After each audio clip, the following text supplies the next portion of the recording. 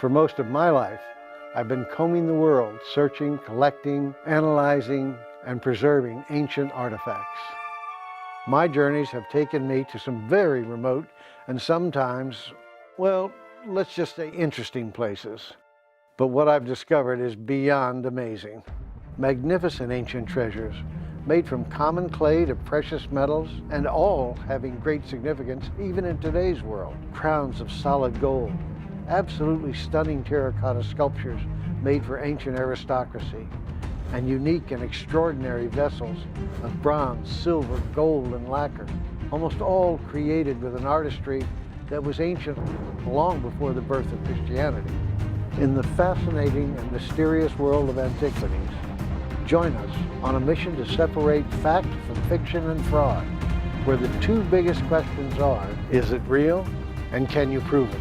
I'm Michael Teller. Welcome to TKAsianAntiquities.com.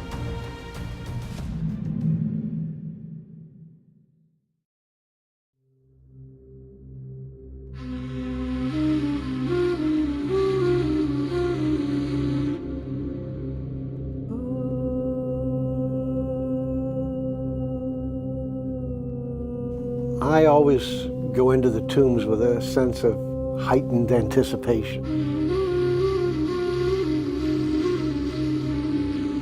I'm hoping that I'm going to come across that one object or group of objects which changes history, adds to history, or is just so incredibly awesome, so incredibly beautiful that you know you found a great treasure to give to the world.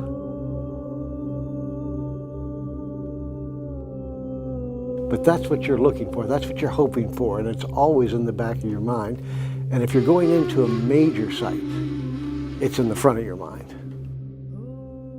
People have written about me and likened me to Indiana Jones, but I guess the most obvious distinction is that he's not real and I am.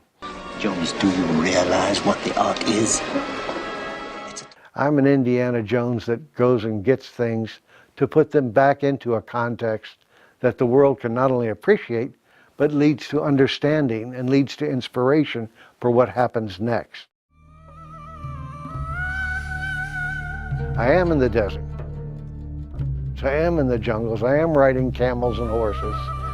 Fortunately, nowadays in a lot of these areas, you don't have to go that much further and actually find a nice hotel in China. The visuals as you approach the tomb are not that impressive because they're surrounded by, they've been overgrown and surrounded by villages and forests, so they're somewhat obscured. As you get closer and closer to the tomb, things become a little more apparent, the openings into the tombs.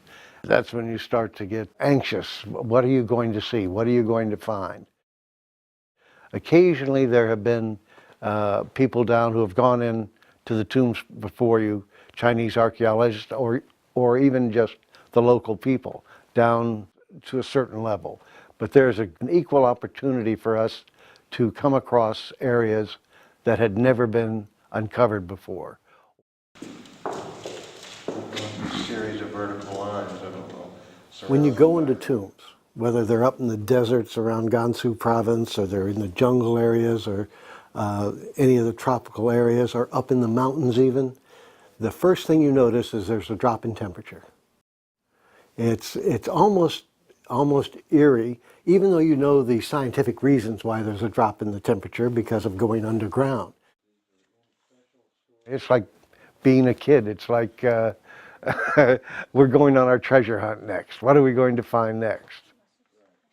Every one of these archaeological sites is going to provide more information, unknown information. When you go one tomb to the next, it's not like you're corroborating what you've been finding in the other tombs, except maybe for a while the same ritual will exist. But the artifacts within them and who made them and what they were made of, the number, how many were commissioned as opposed to just being commodity wares, that is going to change from every tomb to every tomb. So it's not just a matter of corroboration, it's a matter of discovery. In a way, we're like detectives of history. I've got it, Watson, I've got it. Got what? The method used in the finger murders. We're trying to solve the questions of where something was made, why it was made, who it was used for, and what effect it had on the futures of society.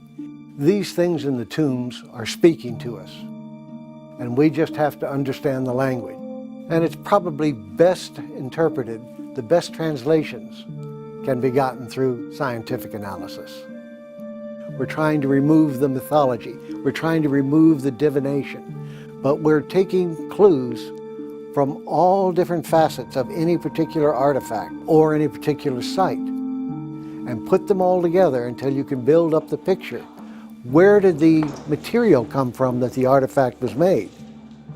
People may think we found this artifact in this one location, but that doesn't mean that that's the whole story.